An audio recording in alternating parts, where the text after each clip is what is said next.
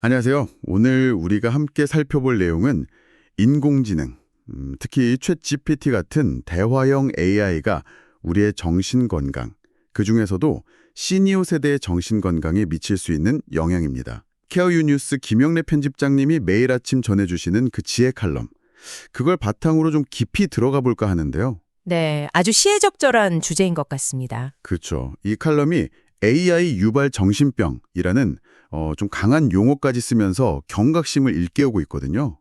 그래서 오늘 저희 목표는 이 칼럼의 핵심 내용을 좀 파악해보고 AI 기술의 편리함 이면에 숨겨진 위험은 뭔지, 특히 시니어 여러분께서 이 기술을 어떻게 현명하게 활용하실 수 있을지 그런 통찰을 얻는 겁니다. 네, 좋습니다. 자, 그럼 바로 시작해볼까요? 스마트폰 음성 비서부터 이제 챗 GPT까지 AI 서비스 일상에서 정말 많이들 쓰시죠. 네, 확실히 편리해졌어요. 편리한데, 근데 월스트리트 저널 같은 데서 AI 유발 정신병 이런 용어까지 쓰면서 경고를 하고 있다는 점.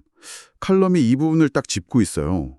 이게 좀 심상치 않게 들리는데요. 네, 그 용어 자체가 좀 강력하죠. 정신병이라고 하니까. 맞아요. 칼럼 보니까 실제로 잠 안 자고 AI랑 계속 대화하다가 현실 감각을 잃거나 심지어 망상적 사고, 극단적 선택 충동까지 느낀 사례가 보고됐다고 해요. 이게 정말 정신병이라고 부를 정도면 AI와의 상호작용이 현실과 가상의 경계를 좀 무너뜨릴 수 있다. 이런 우려 때문이겠죠. 맞습니다. 단순히 뭐랄까, 기술에 대한 막연한 공포라기보다는 AI의 작동 방식과 관련이 깊다고 봐야겠죠. 이게 그냥 몇몇 사람의 문제일까요? 아니면 좀 더 큰 그림을 봐야 할까요? 여기서 좀 흥미로운 지점이 사실 새로운 기술이 나올 때마다 비슷한 걱정은 늘 있었다는 거예요. 칼럼에서도 언급하듯이 전화기 처음 나왔을 때 사람들이 직접 안 만나고 전화만 할 거다. 이런 우려. TV 나왔을 땐 바보 상자 된다고 걱정했고요. 아, 맞아요. 인터넷, 스마트폰 때도 그랬죠. 중독 문제라든지. 네, 항상 그런 걱정은 있었어요. 근데 이 대화형 AI는 조금 결이 다른 것 같아요. 과거에 소셜미디어가 청소년 우울증이랑 관련 있다는 연구들이 있었잖아요. 네, 있었죠. 그런 것처럼 AI도 특정 상황에 있는 사람들, 예를 들면 좀 고립감을 많이 느끼거나 불면증이 있거나 정신적으로 좀 취약한 분들에게는 어쩌면 현실 도피 수단이 될 수도 있다는 거죠. 그러면 오히려 정신적인 위기를 더 증폭시킬 수 있다. 이런 점에서 과거 기술과는 또 다른 차원의 문제를 제기하는 것 같아요. 아, 그러니까 단순히 정보를 주는 걸 넘어서 대화나 관계를 흉내내니까 그 영향력이 더 깊을 수 있다는 말씀이시군요. 그렇죠. 상호작용 자체가 훨씬 개인화되고 때로는 감정적인 것처럼 느껴질 수 있으니까요. 그게 핵심인 것 같습니다. 그렇군요. 칼럼은 이 문제가 젊은 세대만의 이야기가 아니라고 강조하는데 이게 왜 특히 시니어 세대에게 더 중요할까요? 그건 바로 우리 사회가 지금 직면한 문제, 고령화 사회의 문제와 직결되기 때문인 것 같아요. 아, 외로움이나 소통 단절 같은 거요? 네, 맞습니다. 외로움, 사회적 고립, 정신적인 공허감, 이런 것들이 시니어 세대에서 이미 중요한 문제로 부각되고 있잖아요. 한국의 독거노인 고독사 문제만 봐도 정말 심각하죠.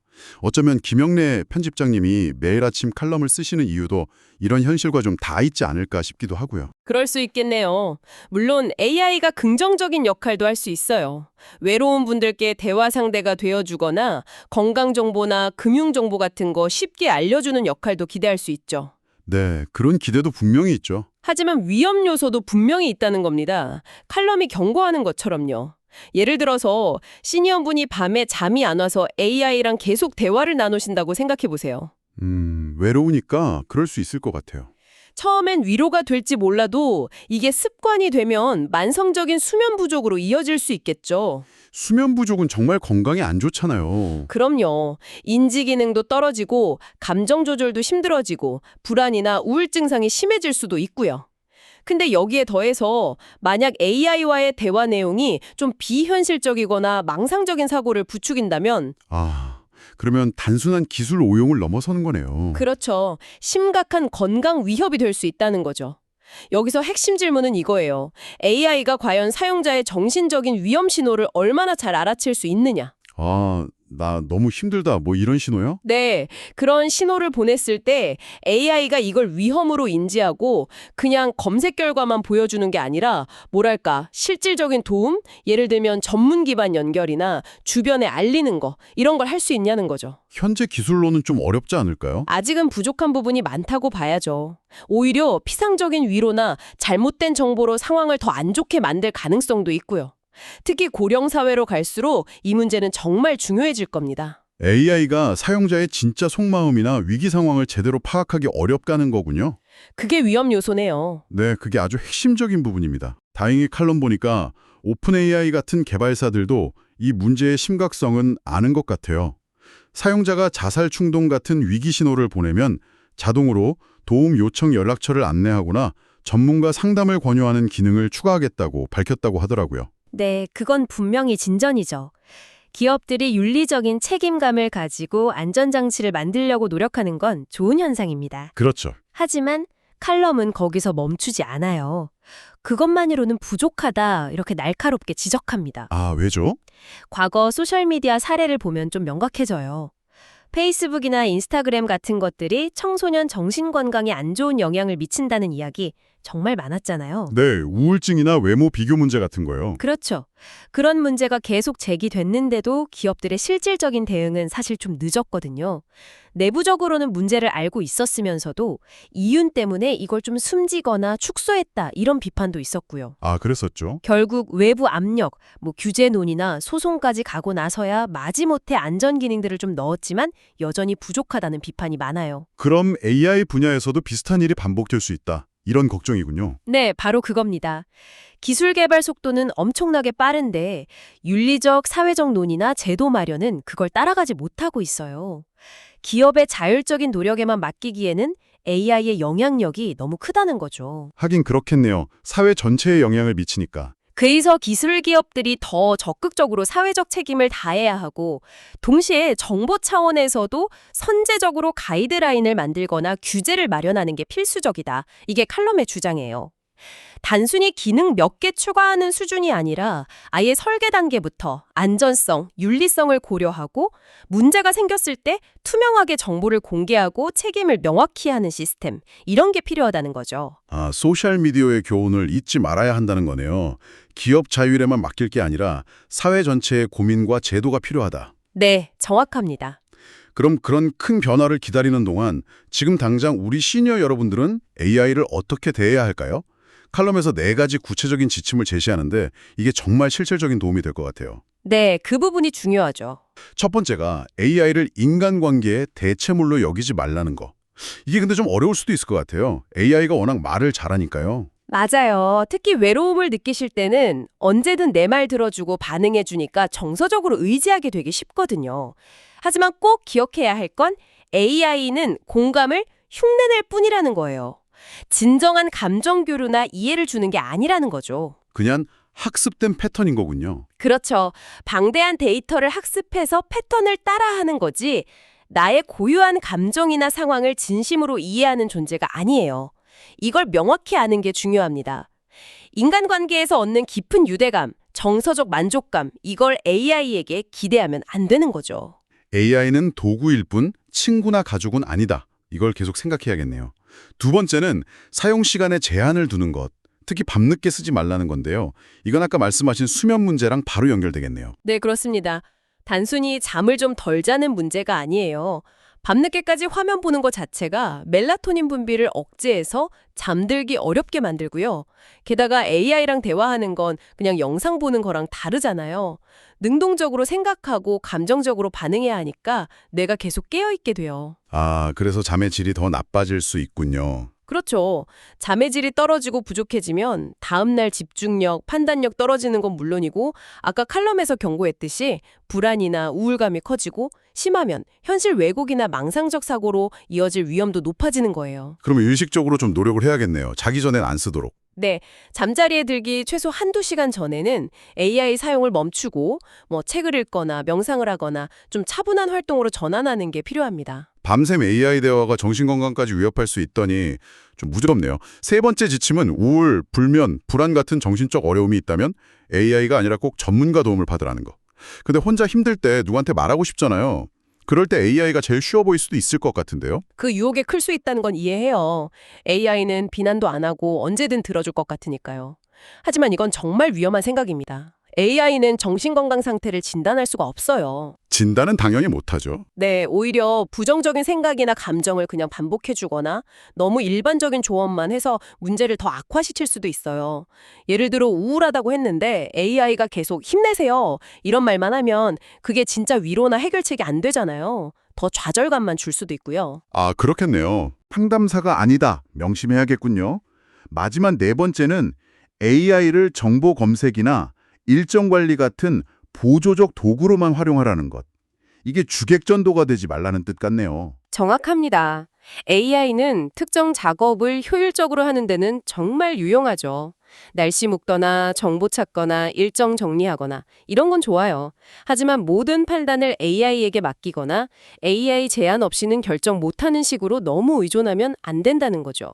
스스로 생각하는 힘이 약해질 수도 있겠네요. 그렇죠. 스스로 생각하고 판단하는 능력이 약해질 수 있고 또 AI가 주는 정보가 항상 정확하거나 편향되지 않았다는 보장도 없고요. 그것도 문제네요. 중요한 건 AI를 활용하는 거지 AI에게 지배당하면 안 된다는 겁니다.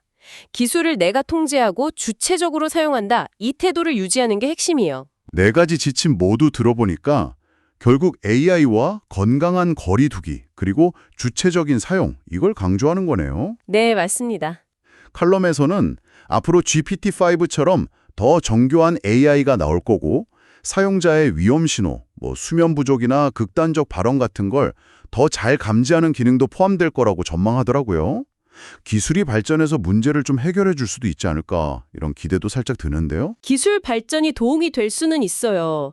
AI가 위험 신호를 더 잘 감지해서 경고를 주거나 안내를 해주면 일부 문제는 예방할 수 있겠죠.